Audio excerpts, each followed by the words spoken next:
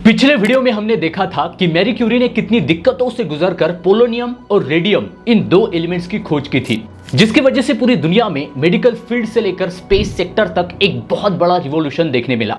जिसके चलते 1903 में पहली बार मैरी क्यूरी को फिजिक्स में नोबेल प्राइज दिया गया और बाद में 1912 में केमिस्ट्री में नोबेल प्राइज दिया गया।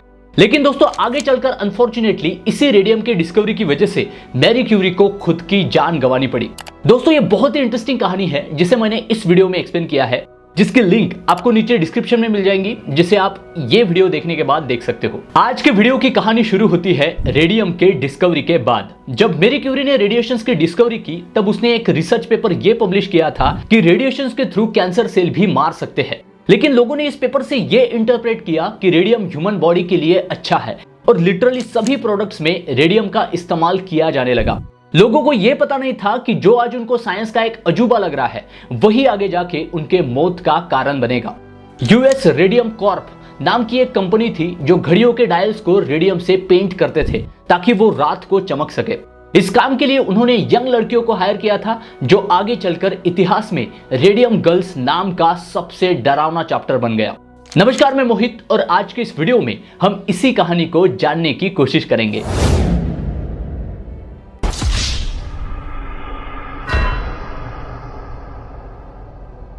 (1898) को रेडियम के डिस्कवरी के बाद वो चमकने वाली चीज पूरी दुनिया में एक बहुत बड़ी हेडलाइन बन चुकी थी।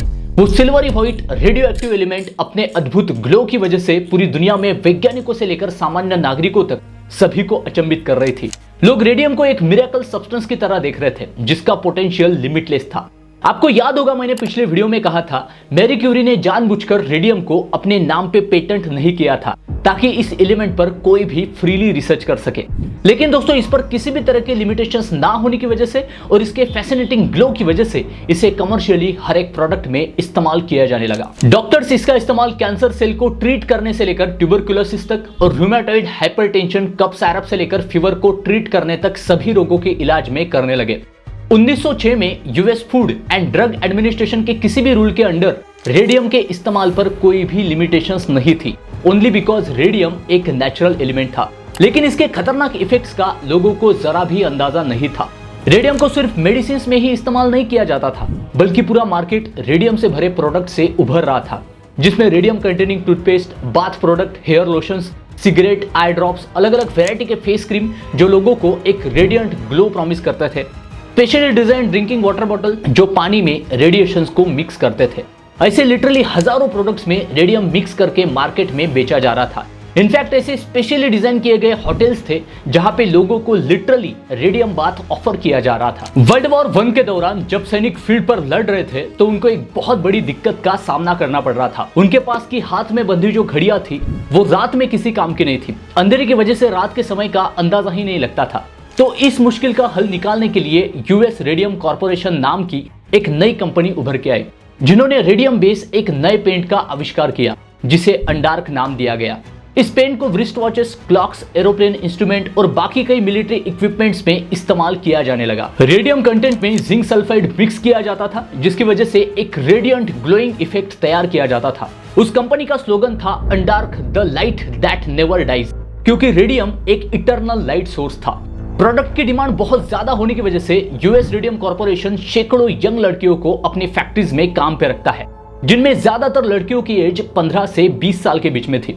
उन लड़कियों का काम था अपने हाथों से घड़ियों के डायल्स को रेडियम पेंट से पेंट करना, जिन्हें डायल पेंटर्स या फिर रेडियम गर्ल्स कहा जाता था। कंपनी का ऐसा मानना था कि उन लड़कियों के हाथ छोटे होने की वजह से वो इजीली वॉच डायल्स को पेंट कर सकती है, इसलिए उन लड़कियों को ही वॉच डायल पेंटिंग का काम दिया गया। 1920 में डायल पेंटिंग के लिए 300 लड़कियों को रिक्रूट किया गया था, जिनमें से हर एक वर्कर एक दिन में on an average 250 dials paint करता था और हफ्ते में 6 दिन काम करता था। एक डायल पेंट करने का उसे 1.5 सेंट दिए जाते थे, यानी एक हफ्ते में एक वर्कर $20 तक पैसे कमाती थी, जो उस वक्त के हिसाब से एक बहुत अच्छा इनकम था। इसलिए इस जॉब को गरीब लड़कियों के लिए एक इलाइट जॉब के तौर पर भी देखा जाता था। लेकिन दोस्तों वो समय दूर नहीं था जब रेडियम के हार्श इफेक्ट उन लड़कियों के ऊपर दिखने शुरू हुए। डायल पेंट करने के लिए लड़कियों को फैक्ट्री में एक टेक्निक सिखाई गई थी जिसे टिप डिप पेन टेक्निक कहा जाता था। उस टेक्निक से ब्रश के टिप को अपने होठों से पॉइंट देना होता था ताकि रेडियम पेंट को अच्छी तरह से डायल पर लगा सके। और इस प्रोसेस को हर एक डायल के लिए बार बार रिपीट करना होता था, जिसकी वजह से हर बार छोटी मात्रा में रेडियम लड़कियों के बॉडी में डिपॉजिट होता चला जाता था। उनको यह झूठ कहा गया था कि रेडियम पूरी तरह सेफ है, लेकिन थोड़े ही समय के बाद उस फैक्ट्री में काम करने वाली हर एक लड़की बहुत बड़े रेडियम कंटेमिनेशन का शिकार बन चुकी थी। उनकी बॉडी अचानक से रेडियम की तरह ग्लो करने लग गई थी। कुछ लड़कियां तो जानबूझकर रेडियम पेंट को अपने बालों पे, अपने कपड़ों पे, नाखूनों पर रेडियम पेंट लगाती थी ताकि वो रात में पार्टी में चमक सके, इस बात से पूरी तरह अनजान कि इसके कितने खतरनाक इफेक्ट्स उनके बॉडी पर हो रहे हैं। जनवरी 1922 की बात है, जब एक 24 साल की लड़की एमिलिया मोली मेजिया डॉक्टर्स के पास जाती है क्योंकि उसके दांत बहुत दर्द कर रहे थे। और दोस्तों, जल्द ही एक एक करके उसके पूरे दांत अचानक से गिरने लगे। सिर्फ 5 महीनों के अंदर ही एमिलिया पूरी तरह कमजोर हो चुकी थी। उसके लोअर जॉ में बहुत ज्यादा दर्द हो रहा था। डॉक्टर्स जब उसको एक दिन चेक कर रहे थे तो अचानक से उसका निचला जॉ टूट के उनके हाथ में आता है। उसकी हड्डियां रेडियम की वजह से इतनी ज्यादा कमजोर हो चुकी थी और बाद में सिर्फ 8 महीने के अंदर ही उसकी मृत्यु हो जाती है। ये रेडियम पॉइजनिंग की वजह से जान जाने वाला फर्स्ट केस था। 1924 में 9 डायल पेंटर्स की मौत होती है और समय के साथ साथ ये आंकड़ा बढ़ता चला जाता है। 1924 में डॉक्टर हैरिसन मार्टलैंड डायल पेंटर्स के मौत की वजह ढूंढने के लिए एक थोरो मेडिकल एग्जामिनेशन कंडक्ट करते हैं, जिसमें सभी मौत के पीछे रेडिएशन पॉइजनिंग ही वजह निकल के आती है। लेकिन इस रिपोर्ट को पूरी तरह इग्नोर किया गया क्योंकि यूएस रेडियम कॉर्पोरेशन को सिर्फ अपना प्रॉफिट नजर आ रहा था। दोस्तों, कैल्शियम और रेडियम को आप एक दूसरे के भाई कह सकते हो क्योंकि दोनों silvery white alkaline earth metals है जो क्यूबिक क्रिस्टलाइन स्ट्रक्चर से बने होते हैं। जब कोई इंसान रेडियम को डायरेक्ट निगलता है तब ह्यूमन बॉडी को लगता है कि कैल्शियम बॉडी के अंदर आ चुका है। कैल्शियम को जिस तरह से बॉडी में मेटाबोलाइज किया जाता है, ठीक उसी तरह से रेडियम को भी बॉडी मेटाबोलाइज करती है और रेडियम सीधा जाकर डिपॉजिट होता है इंसानों की हड्डियों में।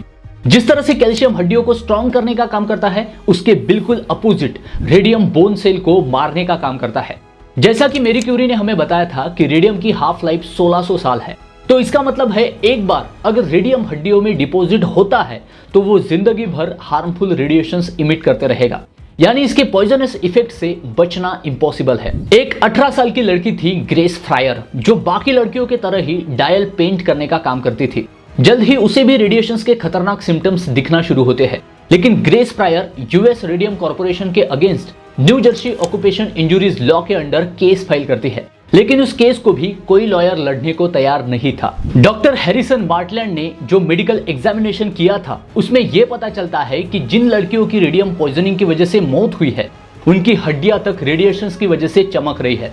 इनफैक्ट रिसर्च में यह भी पता चला कि जो भी लड़कियां जिंदा है वो अपनी सांस के थ्रू रेडॉन गैस बाहर छोड़ रही है, क्योंकि हड्डियों में जो रेडियम डिपॉजिट था वो कॉन्स्टेंटली रेडॉन गैस इमिट कर रहा था। दोस्तों, रेडियम गर्ल्स की ऐसी सिचुएशन देखकर 1927 को एक यंग लॉयर रेमंड बेरी ये केस अपने हाथ में लेता है और फाइनली कई सालों तक केस लड़ने के बाद यूएस रेडियम कॉर्पोरेशन को पूरी तरह बंद कर दिया जाता है और हर एक रेडियम गर्ल को $10,000 कंपेंसेशन दिया जाता है। यह केस पूरी दुनिया में उस समय सुर्खियों में था, जिसकी वजह से अमेरिका में occupational safety and health education administration की स्थापना की गई ताकि वो वर्क प्लेस पे लेबर को सेफ रख सके।